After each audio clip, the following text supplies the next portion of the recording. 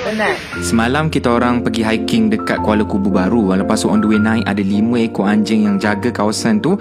Decide untuk follow kita orang pergi hiking sekali naik ke atas lah. Korang boleh nampak diorang bertenggek kan. Maka bermulalah pengembaraan Khairul Amin dan kawan-kawan anjingnya. Lepas tu yang ni aku namakan Ashu sebab aku rasa dia paling bongsu, paling comel tapi cepat penat. So kita orang kena berhenti sekejap bagi diorang makan.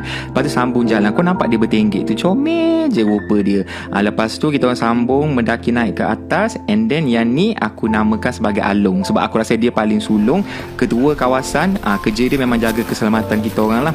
So jalan yang aku nak lalu tu dia akan make sure semua selamat, baru dia bagi aku lalu. Memang dia skoden je kiri kanan nak make sure semua okey lah. And then yang ni pula Sasha. Sasha memang tak buat kerja dia cuma tunggu jantan saja. 5 minit sekali dia minta nak jantan, jalan lagi 5 minit nak jantan lagi. Aku tak tahu apa masalah dia ni. Tapi dia follow je kita orang naik sekali ke atas. Lepas tu kita orang pun sambung lah mendaki ke lautan api Sanggut Kuredah bersama dengan kawan-kawan anjing ni. And then lebih kurang dalam 2 jam mendaki barulah kita sampai dekat puncak, which is dekat air terjun. Time ni best sebab tak ada orang, kita orang berenam je dengan tour guide. And then ada sekali dengan dia orang ni lah. So diorang dah penat, so aku bagi diorang makan lagi sekali. Lepas tu kawan-kawan aku pula yang lapar, jadi aku bawa dapur kecil yang kita masakkan Maggi untuk diorang. Lepas tu si Kemen ni bawa telur ayam. So kita boleh buat Maggi campur telur ayam. And then sebab toke sambal kan, jadi ke mana-mana aku pergi aku bawa lah sambal nyek ni. Lepas tu boleh letak sekali, makan apa-apa pedas-pedas sedap ni. Lepas tu makan pula, tiba-tiba ada yang enter frame. Rupanya yang tu adalah si Ashu. Dia terliur tengok makan. Lepas tu kau tengok muka dia, dia buat muka kesian macam tu. I cannot lah. Lepas tu aku decide untuk masak untuk dia orang. Aku tak bawa minyak masak, bawa sikit je bahan-bahan. Jadi kita buat scramble egg gunakan air tapi menjadi. Lepas tu kita kepitkan dengan roti, jadilah scramble egg sandwich bagi diorang makan. Kerja diorang dengan aku ni memang makan.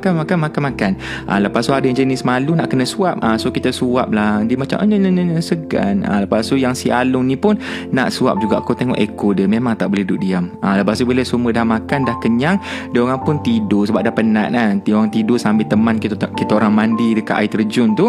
Lepas tu semua dah tidur lena semua. Yang ni pula penat mengajar matematik. So penat dia tu lain sikit lah. Lepas tu kita pun ready untuk berangkat pulang. So kita mendaki turun dalam 2 jam lagi. And then sambil-sambil jalan tu diorang jumpa lopak air sebab diorang panas kan. So diorang berehat berendam dalam air tu. Kita bagi dia berendam sekejap. Lepas tu sambung lagi berjalan turun ke bawah. And finally jumpa anak sungai. Yang ni memang diorang excited. Diorang laju pergi turun dalam air sungai tu, berendam minum air, sejukkan badan. And kita sambung lagi berjalan lebih kurang 5 jam lah total trip kita ni. Finally kita sampai dekat bawah and kena berpisah dengan diorang. Tapi aku bagi makan lagi sekali lah sebelum berpisah tu. And then semua pun happy. So harap-harap one day boleh jumpa lagi lah Along, Ashu, Shasha.